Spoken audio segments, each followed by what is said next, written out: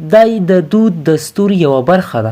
د واده په ورځ د پلار په کور کې ناوې جینۍ د واده هلک او ورسره راغلو ملګرو له دیګي وریجې پخوي. خو دغه مبارک خوراک کول یو څه زغم هم لري، ځکه ټول خوړونکي ته نان بیا پیسې ورکوي او دغه پیسې رابلل شوي کسبګر یا نانبایي اخلي.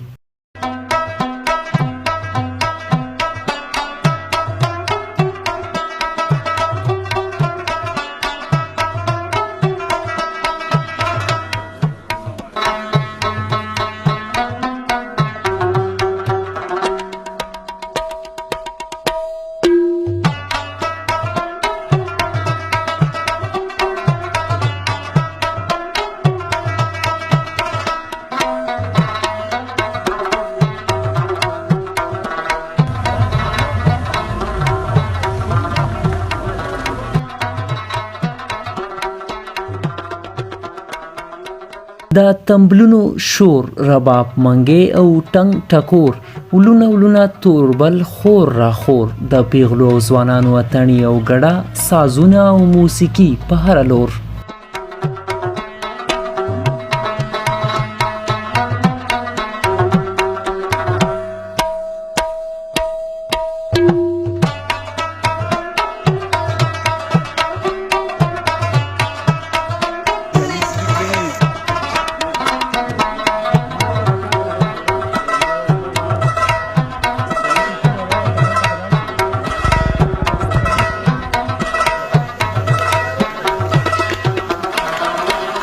د سوات کابل تحصیل یوه لرې غریزه سیمه ماڼۍ سره تعلق لرونکي د محمد شاه واده د ټول کلي خوشحالي وه.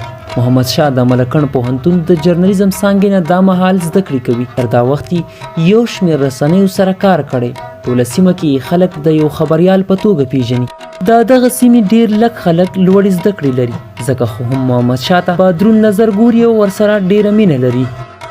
د خوشحالۍ په دې موقع کې ورسره د خپلو خپلوانو، ملګرو او د کلي خلکو ترڅنګ د لرو پرتو سیمو نه راغلي لوړ شخصیات هم شریک وو. استاد صحافت پروفیسر ډاکټر سجاد علي صاحب د خپلو نورو شاګردانو ترڅنګ په دغه واده کې هم ګډون درلود. د رخات پروفیسر اباسین یوسفزی وراره جمال شاه ورسره راغلي د صحافت زده کوونکو په سندریزو زمزمو خوندور محفل جوړ کو. چې باغ دی د ګلونو او ماښام دی، سرې سترګې ساقي د ساقي سرو ګوتو کې جام دی، لاس په ستار پروت لیونی مسلکه خیام دی، اړی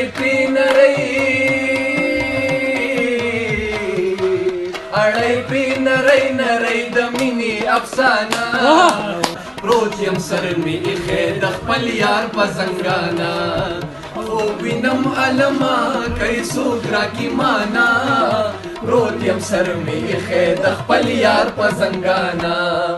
مضمون دی جی دغه یو مضمون دی جی، 2 ورځې ژوندون دی جی، دا چې سودایي ګرځي دا سړی مجنون دی. لوږې نه شو مړ غریب دغه ستا بدلون دی جی، ناس په خزانه چې دی دا سړی قارون دی. مننه. ناس په خزانه کې دی دا سړی قارون دی جی، غواړم د اجاز مې نه دغه مې لټون دی جی.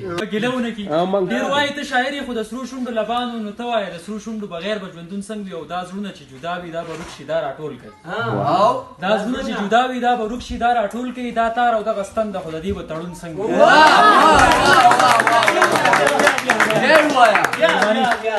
د حلقه پی کې وم د صوبایي اسمبلۍ غړی وقار احمد خان هم په دغه موقع موجود و. د پښتو ژبې ستر لیکوال سراج الدین سراج هم په خپل راتګ دغه خوشحالۍ ته لا ښکلا ور وبخله. د محمد شاه دغه واده په کلیوالو رنګونو پوره د روایت او رسم و رواج تحت ترسره شو. د ناوې په لاس پخ شوي دیګي وریجو یې خوند لا هم زیات کړو.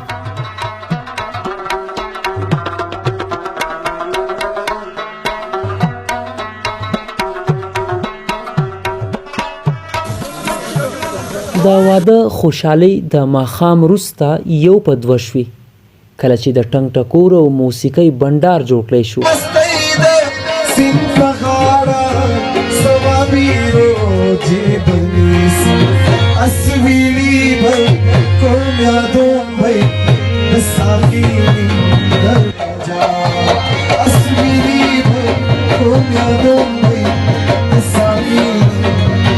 د سوات سیمې نوموړی سندرغاړي ایاز خان یوسفزۍ په خپل جادوګر غږ سندرې زمزمه کړي او د ناستو خلکو زړونه یې بېواره کړه. نجیب الله افغان، SWAT news.com، ماڼۍ ډوب، کابل.